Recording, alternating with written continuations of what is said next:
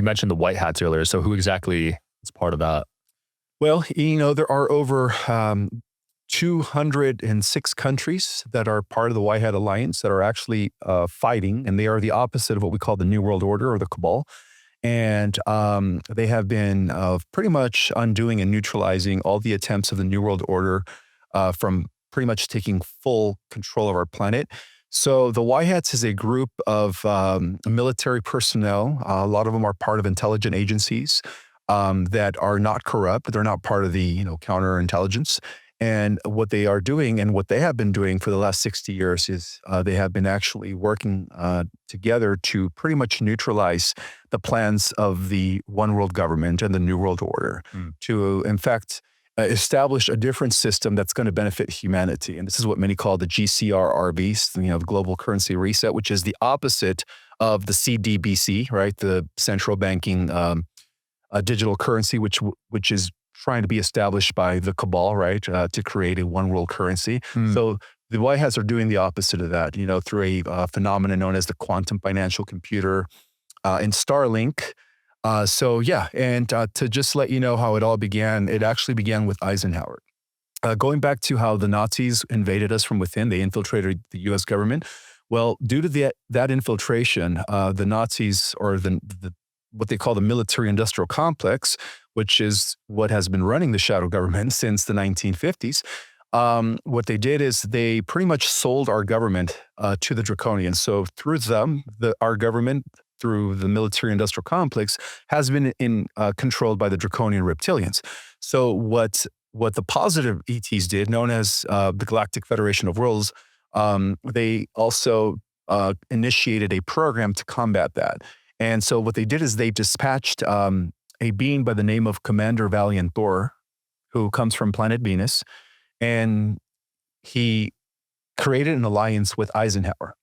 And that alliance became known as the Plan. And then, of course, later it was carried forth by President Kennedy before the assassination. So President Kennedy was part of the alliance. Eisenhower was part of the alliance. Truman wasn't. Truman sold us out to the negative ETs and sold us out to the neocon Nazis.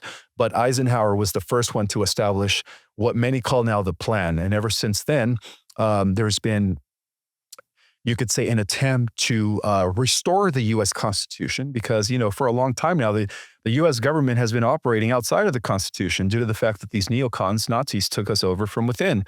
So the plan was to undo that, to bring us back to the Constitution, to eradicate the 16th Amendment, which was also illegally ratified, which is what we call the IRS, to pretty much destroy all the corrupt agencies, to audit the federal government, which is what's happening now, Yeah. And that explains DOGE, which is a big white hat operation to pretty much reveal all the corruption and all of the money laundering that has been taking place by these corrupt neocons that have been running the show since the 1950s. So yeah, that's how the White Hats began. They began with Eisenhower. It was carried over by Kennedy, and that's why they killed him. So, it was an inside job, just like 9/11.